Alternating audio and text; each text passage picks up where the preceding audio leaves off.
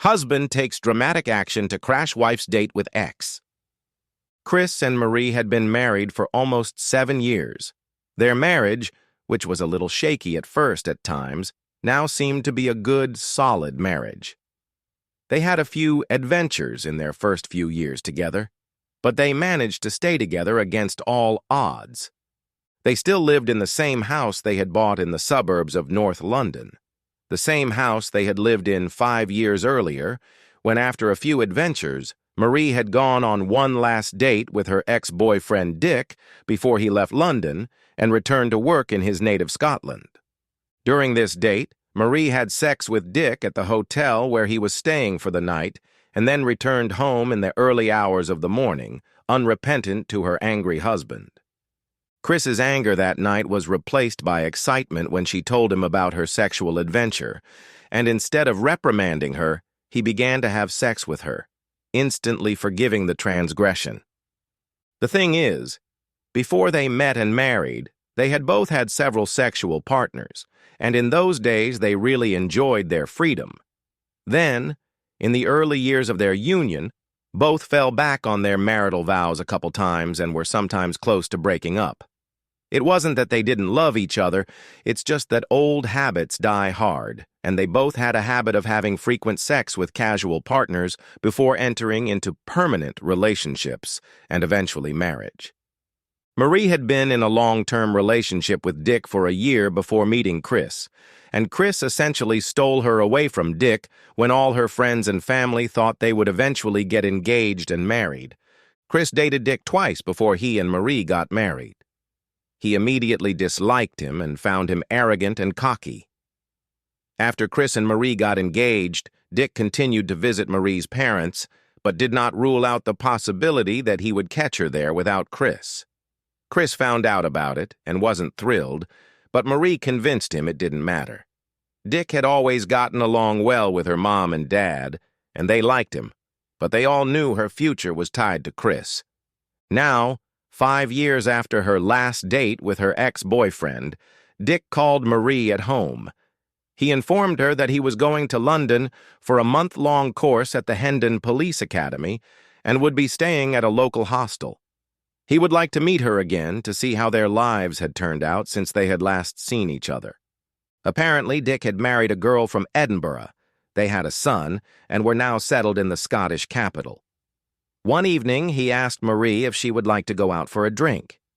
Marie's first thought was that she would love to see Dick again, remembering how much she had enjoyed being with him the last time they had met. But how was she going to get Chris to agree to this? Marie told Dick that she needed to talk to Chris about it before committing to it. He will remember what happened the last time they met and will be against her going out with him again. Dick said that Chris shouldn't be so insecure and she should tell him that now that they are both married, nothing like that will happen. He said that she should explain to Chris that they would just go out for a drink at the pub in the evening. She'll be home early, so Chris shouldn't worry. She should tell him that he can go with her too if he wants to. In spite of her best motives, Marie really wanted to see Dick again. She wanted to learn about his life over the past 5 years, to hear about his wife and son, how his career was going. But deep down, she knew that the main reason she wanted to see him again was the thought that she could be with him. Marie knew that Chris would not be thrilled that she was seeing her ex again, no matter how she tried to present it. Their lifestyle had changed since those early years of marriage. They no longer indulged in extramarital affairs, and Chris would not want her socializing with her former lover. Chris would be suspicious of Dick's motives for calling her, and Marie knew that if anything happened between her and Dick again, Chris wouldn't forgive her this time either. But Dick was very persuasive, and she really wanted to see him. So she said she would talk to Chris and see if she could work something out. She would talk to Chris later and then call him back and let him know if they could meet. When Chris got home from work, he realized something was wrong. Marie was distracted and clearly thinking about something. "What's the matter, honey?" Chris said. "Is something bothering you? Some problem?" Marie didn't meet his gaze. "I got a call this afternoon from an old friend. It was totally unexpected and came as a complete surprise to me. You remember Dick, of course." Chris froze in place. You mean your ex-boyfriend, Dick? He asked in a squeezed voice. Yeah, I know you don't like him, but he called and said he'd come to London for a month for a course, she replied uncertainly. Don't tell me, Chris snorted. Let me guess. He wants you to go for a drink and a chat, doesn't he? Yes, she said in almost a whisper, but it's not like it used to be. He's married and has a child, and he asked if we could just go out for a drink tonight and bring me home early. He said you might want to come along too. Oh yes, he replied. You can see me coming, can't you? Oh, hello, Dick. How glad I am to see you. I've come to see if you can get my wife to make love to you again, haven't you? No, don't be horrid, said Marie. We've all moved on from those days. It's not like that now. We'll just have a drink or two and chat, and I won't linger at home. You could come with me, but I know how much you don't like him, so it's probably not a good idea. You really want to go, don't you? He replied. You really think it's a good idea? Yes, I want to go, but no, I don't think it's a good idea because you'll get so moody about it for no reason, Marie said. Look, we're older and wiser than we were 5 years ago. I'm not going to do anything to hurt him, but I'd really like to know what he's been up to, what his wife and young son are like. Can't we just forget about what we did in the past? I wish we could, Chris replied, but it's not easy. I love you, and I don't want anything to ruin that feeling. I usually trust you with everything, but I don't trust him, and you don't trust me. I know he used to be able to be very persuasive with you. What is it about this man that attracts you so much? Why do you want to risk our marriage again? Our marriage is risking nothing, she said. You forget that we were together for a long time before I met you, and probably would have stayed together if you and I hadn't met. We weren't just good friends, as you know, and I'd like to know how he's doing. Well, you and I did meet, Chris said, and then you made your choice. But here we are again, and you want things your way, just like your last affair with him. It wasn't an affair, she said with a flash of irritation. It was just sex, and in the end it was no big deal.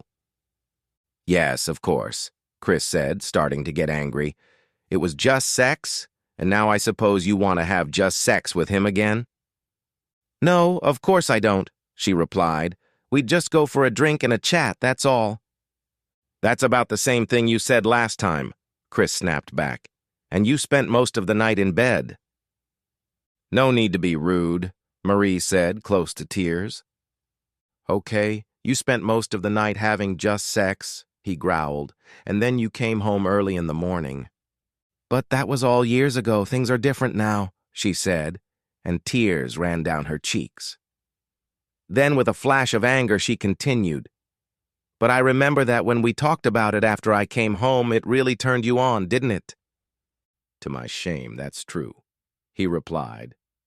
But things were different then. We were different. And now we don't let things like that creep into our lives. It can be too dangerous. I don't think you should go out with him. But you're not saying I can't, she said. No, I don't own you, so I can't forbid it, he replied. But I don't want you to go. It wouldn't be right. And I don't want what we have to be spoiled. I think you're putting too much importance on it. She replied. It won't affect us, and it won't ruin anything because nothing will happen. You're right. I want to go. I've always liked Dick, and I'd like to see how he's doing. I'll go, but I'll have a couple drinks and come home early. I won't stay out late, so you won't have to worry. Honestly, babe, we'll just have a drink and catch up. Tell you what, I'll ask him to take me to the Cherry Tree, local pub, for a drink. I'll tell him you'll pick me up from there at 10 p.m. Then you won't have to worry. You'll be sure I'll be home early. Please tell him everything will be fine. Let's not fight about it. Chris thought for a bit. Yeah, I guess there won't be a problem with that, he replied. But I still don't trust him. When do you want to go? We're not doing anything this Saturday night, do you mind? She said, smiling. Great! I'll watch the evening game on TV and pick you up right afterward. Thanks, love, she said. I'll call him and let him know. A little later, Marie called Dick and told him about the arrangements. Chris could overhear Marie's conversation and heard her say, "No, it's late enough or I won't be able to make it." "No, Chris will insist on picking me up from the pub himself." "Okay, then. You'll pick me up here at 7 p.m. I'll see you on Saturday, bye." Not knowing Marie, Chris had no intention of letting Marie go alone with Dick, without any interference on his part to keep anything funny from happening. He began to figure out how to make Dick's plans to take Marie away go awry. When the idea occurred to him, he went to the workshop to get some things ready in case they were needed on Saturday night. Chris was sure that this lover would try to get her to leave the pub with him to go somewhere where he could have sex with her again, and he didn't believe that Marie would be able to resist him. Chris, however, was determined to stop them. Later that evening, back at the house, Chris checked the house phone. The base handset was recording the last 5 calls. It indicated whether the call was incoming or outgoing, the number it was connected to, and the length of the call. The log showed Marie's call from Dick, the third in a row and lasting half an hour. The log also showed a follow-up call by Marie to her ex-boyfriend, which Chris overheard, but then showed another outgoing call to the same number, made while Chris was not home, and this call lasted 40 minutes. Chris was sure that something had been planned between Marie and Dick that he wasn't supposed to know about. Now he would be doubly careful. Saturday night, Chris liked the idea of Marie going out with her ex-boyfriend even less. When it came down to it, he didn't trust either of them if they were together. The asshole easily convinced Marie to forget about everything except that she was having fun with him, and she too easily succumbed to his charms at the thought of the sex they often enjoyed. Saturday night, when Chris saw Marie dressed to meet Dick, he realized that he was definitely not going to go along with the stupid idea of letting her leave the house with him. Marie was wearing a short black dress with a deep neckline, and he saw that she wasn't wearing a bra. Her dark hair was brushed to a shine and styled at the top of her head. Sparkling long drop earrings, sheer stockings, and black 4-inch strappy-heeled shoes completed the look. She looked like a hyped-up vampire. "I've changed my mind about tonight," he told her. "Oh no, you can't do that now," she replied. "Dick will be picking me up soon and I'm ready to go." "That's all right," Chris said. "When he gets here, I'll tell him to go to the pub and I'll take you with me. I've decided to take him up on his offer and come with you." "Why would you want to do that?" Marie asked in horror. "You don't even like him. I hope you're not going to make trouble. He might be stronger than you can handle."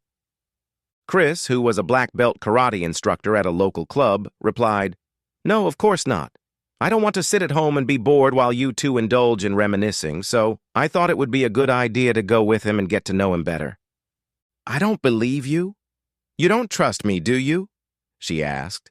"You think we're going to do something together because that's what you have in mind, isn't it?" "Why would I think that?" Chris replied with a sly grin. "Maybe history really is repeating itself? No, of course not. You said it wouldn't, so I believe you." Before Marie could reply, a dark blue Ford Focus pulled up to the house. "Ah, there he is," Chris said, looking out the window. "I'll just get out and tell him we'll meet him at the pub in a few minutes." "Why don't I go with him now?" Marie said. "I'm ready to go and you can join us when you're ready." "No, I prefer to do it my own way," replied Chris. "I'll take my wife with me, or it might seem strange to some." With these words, he went out to speak to his rival. Dick was not happy. He wanted Marie to be alone, but he had no choice, and went to the pub. 15 minutes later, Chris, who was ready to go apart from changing his shirt and pants, drove to the pub with Marie. As they approached the pub, Chris noticed a Focus at the back of the gravel-sprinkled parking lot and parked next to it. He got out of the car, walked around and opened the passenger door of his Audi and helped Marie out. He took her hand, supporting her as they walked towards the pub as she found it difficult to walk on the gravel in her heels. "You could have parked a little closer to the entrance," she complained. "Oh, sorry," he said. I forgot about your heels. I'm not used to you wearing them when we go out together. Well, that's different, she said. When you don't see someone for a long time, you tend to dress up a bit. More like dressing up, thought Chris. You look like a brownie. When they entered the pub, Marie attracted a lot of attention. She liked it, and she practically dressed up and walked up to the bar where Dick was waiting for them. There was a pint of beer in front of Dick and a chilled glass of white wine waiting for Marie. I brought you the usual, he told her, immediately ruffling Chris's feathers. What will you have, Chris? A bottle of London Pride Ale, thank you, Chris replied. The two men remained standing at the bar while Marie settled herself on a high bar stool. She sat facing Dick and, hooking her heels into the bar of the stool's frame, raised her knees high in front of her. Her short skirt was pulled up to her hips, exposing the top of her stockings and black lace panties, giving Dick a fine view, which he took advantage of. For the next 2 hours, Marie and Dick talked about what they had been doing since they had last met. Marie first wanted to know about Dick's wife and young son, who were living at home in Edinburgh. Dick wondered aloud why Marie and Chris had not yet started a family, and Marie replied that they planned to do so soon. They then began talking about the old days of dating before Marie had met Chris. Chris felt like an extra in the group. The couple was soon barely paying attention to him, and it pissed him off that they were talking about their old relationship. Marie flirted and flirted with Dick, putting her hand on his chest, and he encouraged her. Chris saw the signs of danger and knew he had to be on guard. They had a few drinks, and Chris excused himself to go to the men's room. Before heading there, he stepped outside for a moment where it was already dark. He walked to his car, stood for a minute with the trunk open, laid out his things, and then went to the restroom. A few minutes later, when Chris returned to the bar, Marie and Dick were no longer where he had left them. Chris had expected that, but after looking around the tables in case they had decided to sit there, he didn't see them. Just then the bartender turned to him. "A girl left this for you before she left with her boyfriend," he said, holding out a folded note. Taking the piece of paper, Chris smiled unhappily and said, "That wasn't a lady, that was my wife." The bartender's smile immediately disappeared, and he looked away, embarrassed. Chris unfolded the note, guessing the gist of its contents before he even read it. "Sorry, Chris," the note read, "but I really want to do this. I'll see you in the morning." The bartender turned back to him. "They just left, sir," he said. "You can probably catch them in the parking lot if you hurry." "There's no hurry," Chris said. "I'll finish my beer first." As he finished his drink and set his glass back on the bar, a scowling Dick burst through the front door. Looking in the framed mirror behind the bar, Chris saw him coming and expected something like this. He also saw Marie come through the door following her furious boyfriend. Dick came up behind Chris and grabbed his right shoulder with his left hand. He spun him around, bringing his right fist in for a punch, but as Chris spun around, he swung his right arm sharply and with a hard, straight brush struck upward at Dick's throat. Chris put all his anger and frustration into that blow. Dick collapsed, unable to breathe, unable to speak, only gagging, curled up on the floor. Marie screamed, "Jesus, you killed him! You asshole, why did you do it?" She dropped to her knees to try to help the man she had decided to spend the night with. The potential lover managed to get some air into his lungs, but he was still lying on the floor. He tried to say something, but couldn't make a sound. His larynx was damaged, and though he didn't know it, some of the damage was permanent. When he could speak again, and for the rest of his life, his voice would be a hoarse quaver. "It was pure reaction," Chris said with an evil grin. "He shouldn't have come up behind me and grabbed me like that." "He was angry," Marie hissed. "What did you do to his car?" "I don't know what you're talking about," Chris replied. "What happened to his car?" "You know damn well something happened to the front tires," she growled. "I don't know anything about that. There must be some hooligans around here," Chris said. I'll try and find them later and thank them. Looks like they kept you out of his bed. Tough luck. Earlier that Saturday in his workshop, Chris had prepared two 18-inch sections of plywood 1/2 inch thick and 4 inches wide. He drilled a hole 4 inches from one end of each board and screwed a coarse threaded screw 3 inches long and 1/2 inch in diameter into each hole so that the pointed ends protruded 2.5 inches from the face of the board. He had brought the boards with him in the trunk of his car. Leaving the pub before visiting the men's room, he took 2 boards from the car and placed one behind each of Dick's front tires, fastening them as tightly to the tire as he could so that the points of the screws rested against the tire treads. When Dick and Marie got into the car without noticing the boards in the dark and Dick began to reverse out of the parking lot, he hit the screws, which punctured both tires. Then, as he continued to reverse, the front tires rolled on the boards, the weight of the car pinned them to the ground, and the screws driven into the tire treads were ripped out, instantly destroying both tires. The tires immediately deflated as the damage was too great to repair, and the car was immobilized. Chris guessed correctly that Dick and Marie would try to pull some kind of stunt, leave him at the pub, and go somewhere else to have sex. This was going to happen during Marie's second phone call with Dick, and Chris was determined to foil their plan. Back at the pub, Marie was still trying to help her boyfriend sit down. Chris leaned over to her and said quietly, "I'm going home, and you, when you're done having sex with that asshole, you can come and get your stuff together, and then you can fuck off with him for good.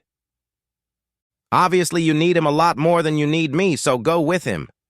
I should have dumped you the first time you pulled a trick on him. Once a cheater, always a cheater, right?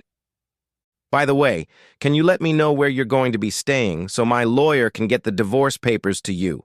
I don't want to be delayed so I can get rid of you and move on with my life without too many complications." Turning to the bartender, he held out a card to him. "Here's my name and address," he said. "Someone's probably called the police and ambulance, so when they get here, you can tell them where to find me." The bartender grinned. "Thanks," he said. "I think he got what he deserved. When the police come, I'll tell them you reacted automatically in self-defense when he took a swing at you. But you actually expected that, didn't you?" "Yeah, of course I expected it," Chris replied. "I've met a lot of assholes like him before. They're always predictable. I think it'll be a little while before he can whisper sweet nothings in her ear." Then he smiled and walked out to his car. He thought to himself that he should get Dick's home address so he could tell his wife what a cheater her husband had been. In the parking lot, Chris walked around Dick's car. Both front tires were flat and beyond repair. With one spare tire, the car wasn't going anywhere today. What a shame. Too bad for Marie, too. He really loved her and was beginning to think he could trust her completely, but it was just as well he found out before they started a family. The end! Subscribe to my channel. Thank you.